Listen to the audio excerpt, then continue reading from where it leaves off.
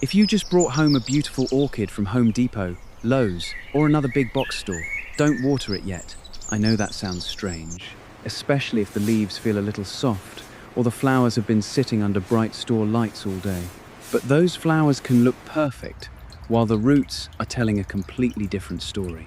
During the first 7 days, I want you to answer 3 questions before you make any major change.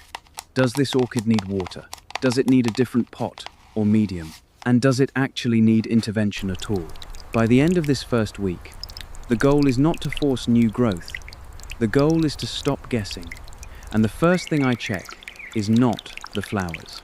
When a new orchid comes into the house, most people feel an immediate urge to do something. Water it, fertilize it, move it to the brightest window, cut an ugly root, pull it out of the pot, replace all the moss.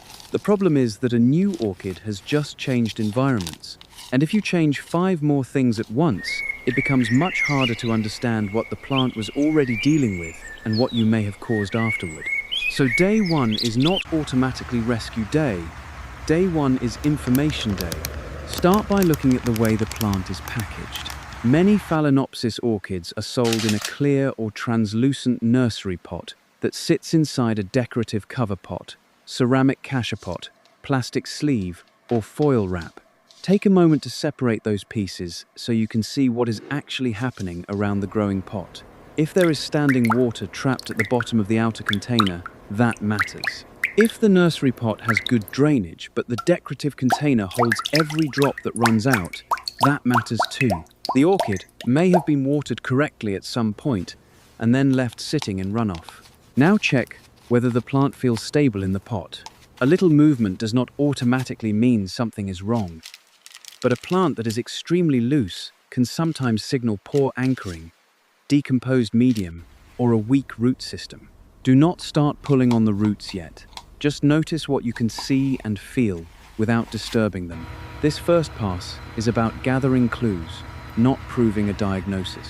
Before you place the new orchid directly beside the rest of your collection, inspect it as if it were the only plant in the room. Look along the leaves, especially the undersides. Check the base of the leaves, the flower spike, the pot rim, and the places where insects can hide. Mealybugs can appear as white, cottony clusters. Scale can look like small attached bumps. You do not need to panic over every mark, but you do want to know whether the plant arrived with something that should be kept away from your other orchids while you investigate. This is the first important shift in thinking. A store orchid is not a blank slate. It already has a watering history, a root system, a medium, and a stress level before you ever bring it home. Your job is to read that history before you overwrite it with your own routine. And before we even think about repotting, there are 2 parts of this orchid that can tell us whether there is an urgent problem. Look at the leaves first. On a healthy Phalaenopsis, mature leaves are usually firm enough to hold their shape. They may not feel identical from plant to plant, and older leaves can naturally change as they age. What matters is the pattern. One lower leaf, gradually yellowing, can be very different from several leaves, rapidly losing color or becoming soft at the same time. A wrinkled leaf can be a sign that the plant is not getting enough water into its tissues, but that does not tell you why. The cause could be dry conditions, damaged roots, or a root system that has stayed too wet and can no longer function well. That distinction will become critical in a few minutes. Next, look at the crown. On a Phalaenopsis, the crown is the central growing area where the upper leaves meet. You want that area to look clean and dry, rather than filled with standing water. Water touching the leaves is not automatically a disaster, but water trapped deep in the crown for long periods can increase the risk of rot. If you ever water from above, make sure the plant is positioned and managed, so water does not remain pooled there. Then look at the spaces where the leaves join the stem. Check for unusual dark, soft, or rapidly spreading tissue. Check for a sour or rotten smell around visibly damaged areas. Do not cut healthy tissue simply because you are nervous. The goal is to identify a real problem before you create a wound. Now go back to that soft leaf. This is where new orchid owners often make the first wrong turn. A soft leaf feels like a thirsty leaf, so the instinct is to reach for water. But the next check can completely change what that soft leaf means. Stop looking at the flowers and start looking through the pot. If the orchid is in a transparent pot, use that advantage.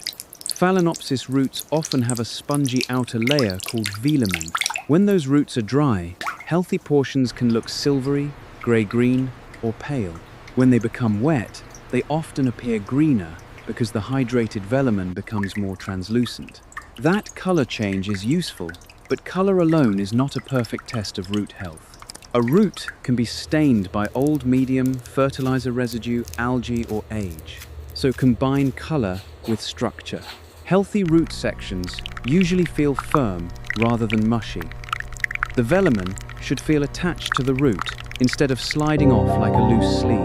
A badly damaged root may be brown or black, soft, hollow, flattened, or stringy, especially if the outer layer has collapsed. But do not take the simple shortcut of saying green equals good and brown equals dead. You are looking for living structure, not a paint color. Now look at the medium around those roots. Many store Phalaenopsis orchids are grown in bark, sphagnum moss, a mix of both, or another moisture-retentive nursery setup. None of those materials is automatically bad. Sphagnum moss, for example, can be an excellent orchid medium when it is used appropriately and allowed to cycle between moisture and drying in a way that suits the plant and environment. The problem is not the word moss. The problem is whether the medium is staying wet for too long in your conditions, compacting around the roots, or preventing enough air from reaching them. The surface can fool you. The top layer of moss may feel almost dry, while the center of the pot is still damp. Bark can also look dry on top, while moisture remains deeper inside. This is why looking through a clear pot is so useful. Check for darker wet areas, condensation, and roots that are still clearly hydrated lower in the pot. If the pot is opaque, you may need to rely more on the weight of the pot, the feel of accessible medium, drainage behavior, and how long it has been since the plant was watered, but avoid digging aggressively into the root ball just to satisfy curiosity. Also, inspect the drainage holes. Are they open?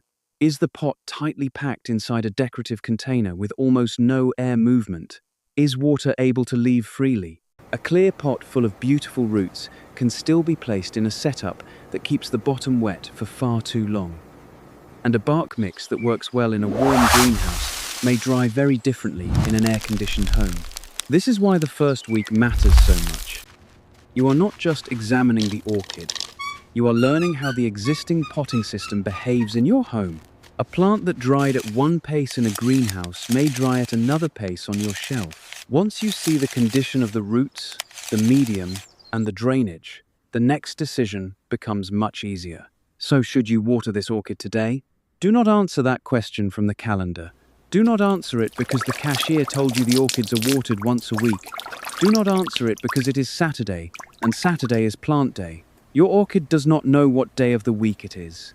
Instead, look at the evidence you just collected. If the medium is still clearly wet through the center, there is condensation inside the pot, and many roots are still green from recent moisture. Adding more water is usually not the first thing I would do. Give the pot a chance to move toward the drying stage that suits the medium and your environment. If the potting medium is appropriately dry for that setup, the roots and plant indicate they are ready, and drainage is good, then watering may be reasonable. When you do water, the goal is to thoroughly moisten the root zone and then allow excess water to drain away. Do not leave the nursery pot standing in a reservoir of runoff. If the plant sits inside a decorative pot, empty any collected water before putting it back. And after watering, check the crown and leaf joints, so water is not left pooled there. Now, return to the soft leaf example. Imagine the leaf feels limp, but when you look through the pot, the center is still wet and several roots look soft or collapsed. That plant may be showing dehydration in the leaves, but the solution is not necessarily more water. If the roots are damaged, they may be unable to supply the leaves properly, even while surrounded by moisture. Adding more water can keep the root zone in the very condition that is contributing to the problem. That is the midweek trap I want you to remember. A plant can look thirsty because its roots are failing, not because the pot is dry. The symptom and the cause are not always the same thing. On the other hand, Do not swing to the opposite extreme and keep a genuinely dry orchid dry because you are afraid of root rot. Orchids still need water. The point is not to water less at all costs. The point is to match watering to the actual plant, medium, pot, and environment. Bark usually dries differently from tightly packed moss. A small pot may dry faster than a large one. Warm moving air may dry a pot faster than cool, stagnant air. Bright conditions can change water use compared with a dark shelf. This is why a fixed schedule is less useful than learning the pattern of your own plant. And now we reach the bigger decision. Even if you decide not to water today, should this orchid stay in the pot it came in? This is where advice online often becomes too absolute. One person says every grocery store orchid should be repotted the day it comes home. Another says never repot a blooming orchid. I do not like either rule as a universal answer, because the real question is what risk the plant is facing right now. If the orchid is flowering, the roots you can see are mostly firm. The medium is still functional. Drainage is good. There is no major pest issue, and nothing suggests an urgent root problem. You may decide that immediate repotting would create more disturbance than benefit. In that situation, it can be reasonable to let the plant acclimate, learn its drying pattern, and plan a repot later when flowering is finished or when the plant is entering active root growth. But change the evidence and the decision can change too. Suppose the medium is badly decomposed, packed tightly around the root mass, staying wet far longer than expected, and you can see multiple roots collapsing. Or perhaps the pot has almost no effective drainage, or there is a dense inner plug holding moisture while the surrounding material looks dry. In a situation like that, the cost of leaving the plant in place may be greater than the stress of repotting.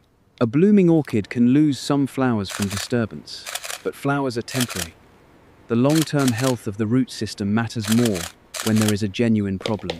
If you do repot, work deliberately, not dramatically. Use a clean pot that gives the roots appropriate drainage and airflow. Choose an orchid medium suited to Phalaenopsis and to the way you water in your home. Fresh bark is common because it creates air spaces around the roots. Sphagnum can also work well for growers who understand how much moisture it holds. The best medium is not the one that sounds most advanced. It is the one you can manage consistently without keeping the root zone either constantly saturated or chronically dry. Remove old material gently. Do not force every particle of moss away if doing so would tear healthy roots. Inspect each questionable root by texture and structure. If a root is firm, even if it is stained or not pretty, that alone is not a reason to cut it. If a root is clearly dead, hollow, mushy, or the outer tissue slips away leaving a thread-like core, that is different. Use clean cutting tools for tissue that truly needs removal, and avoid turning repotting into a competition to make the root system look cosmetically perfect. Do not bury the crown. Keep the plant positioned so the base is stable and the crown remains above the medium. Set the roots naturally, rather than snapping them into a perfect shape. Some aerial roots may remain outside the pot, and that is fine. You do not need to force every root underground just because you are repotting. After repotting, resist the urge to add every possible treatment. A stressed root system does not need a strong dose of fertilizer, multiple home remedies, and constant handling. What it needs first is a stable environment and a root zone that can begin functioning under better conditions. Fertilizer is not emergency medicine for rotten roots. The hardest part of caring for a new orchid is not learning all the things you can do. It is learning when doing nothing is the safer choice. If the roots are healthy and the medium is behaving well, leaving that system alone may be the best decision. If the conditions are mildly wrong, a small adjustment may be enough. If the root zone is clearly failing, then intervention makes sense. That distinction is more valuable than any blanket rule about repotting. Once that decision is made, the next danger is surprisingly easy to create without ever touching the roots, putting the orchid in the wrong place. A newly purchased Phalaenopsis usually does best with bright, indirect light rather than harsh direct sun. But bright means different things in different homes. A window that is gentle in one season can become intense in another. A south or west-facing window can deliver strong sun in many locations, while an east-facing window may provide softer morning light. The exact direction matters less than what the plant is actually receiving. If direct sun heats the leaves or creates harsh, concentrated exposure, move the orchid back or filter the light. Do not hide the plant in a dark corner just because the flowers look attractive there. Phalaenopsis can tolerate lower light for a while, but long-term growth and future flowering require enough light. At the same time, do not try to charge a weak orchid with several hours of hot direct sun. Light is necessary, but sunburn is not therapy. Air movement matters too. You do not need a fan blasting the plant all day. You simply want to avoid a stagnant setup where wet medium, wet leaves, and trapped air remain unchanged for long periods. Gentle household air movement can help the potting mix dry in a more predictable way. Keep the orchid away from extreme hot or cold drafts, including strong heating or air conditioning vents. Now comes one of the hardest things for a worried plant owner. Stop moving it every few hours.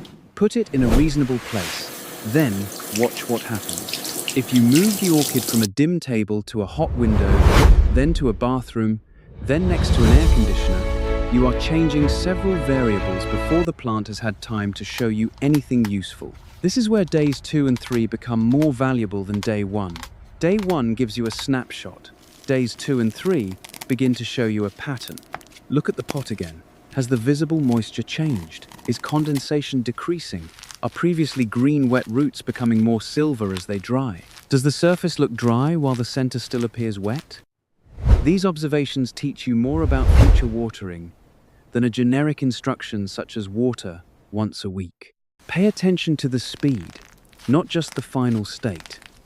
If the orchid is packed in moss and remains wet deep in the pot for a long time in your home, that tells you something about how cautiously you need to water. If bark dries rapidly because your home is warm and dry, that tells you something different. You are building a baseline for this plant in this room. You can also learn from the weight of the pot. A thoroughly watered pot is often noticeably heavier than the same pot after it dries. That is not a perfect measurement, and it takes practice, but combined with root appearance and medium condition, it can become another useful clue. The important word is combined. No single sign should carry the entire diagnosis. During these days, avoid unpotting the orchid repeatedly, just to see whether the roots changed overnight. Roots do not benefit from daily inspection by hand. Use the clear pot, the drainage holes, and the visible condition of the plant. Disturb the root ball when you have a reason, not because anxiety is asking for another look. Also remember that flowers are not the best health meter for the first week. A plant can drop a flower or bud after a major change in temperature, humidity, light, or handling. That is disappointing, but it does not automatically mean the entire orchid is dying. Flowers are temporary structures. The condition of the leaves, crown, and roots tells you far more about the plant's ability to continue. By days 4 through 7, I want you to be less reactive and more observant. Check the undersides of leaves again. Look along the spike and near the pot rim for pests you may have missed on the first inspection.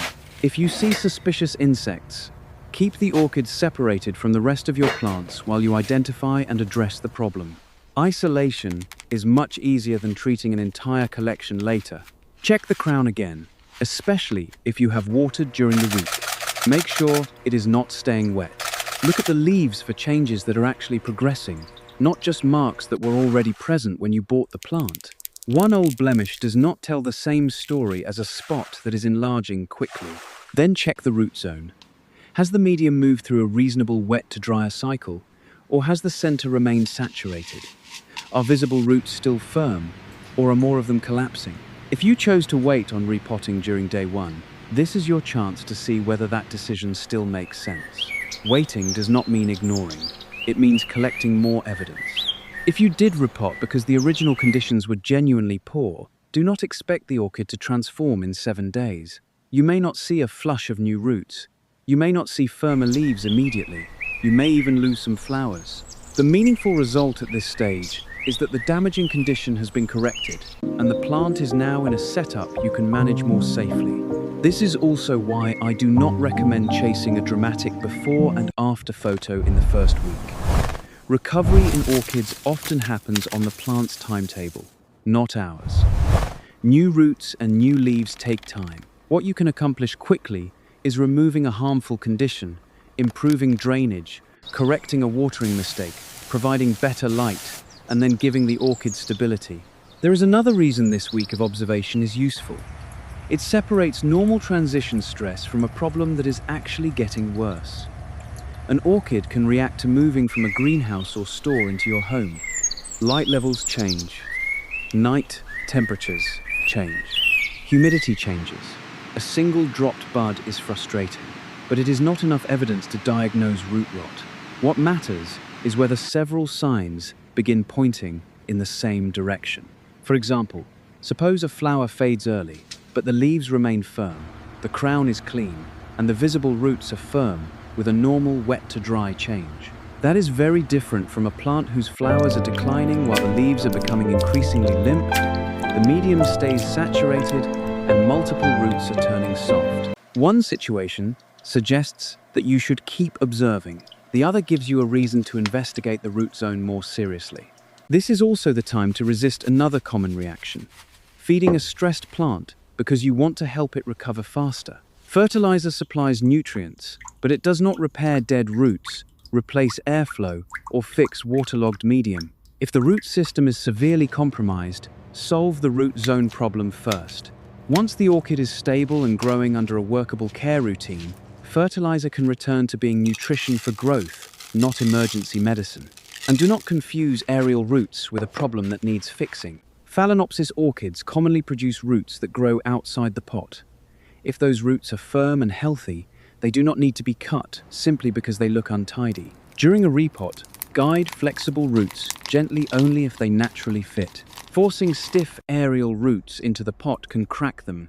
Old roots can also look rough without being useless.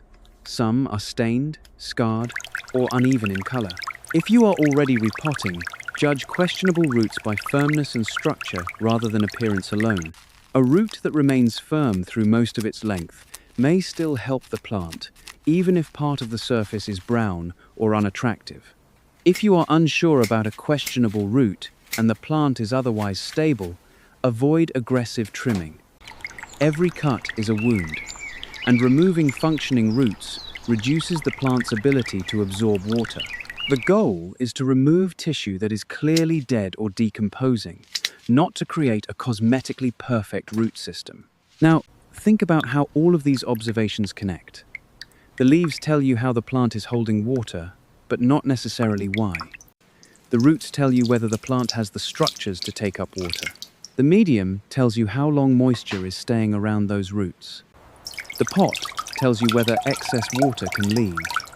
The location tells you how quickly the system may dry and how much light the plant can use. None of those clues is strong enough by itself. Together, they create a much more reliable picture. That is why I would rather have you spend 7 days learning one orchid than spend 7 days applying 7 different fixes. If you know what the plant looked like on day 1, how the pot changed by day 3, and whether the trend is stable or worsening by day 7, you are no longer treating the orchid from fear. You are responding to a pattern. By day 7, I am no longer asking whether the flowers still look exactly as they did in the store. I am asking a much more useful question. Which of 3 categories does this orchid belong in? The first category is leave it alone. This is the orchid whose roots are generally firm, whose medium is functioning well enough, whose pot drains properly, and whose leaves and crown do not show a developing emergency. This plant does not need a rescue project. It needs consistent care.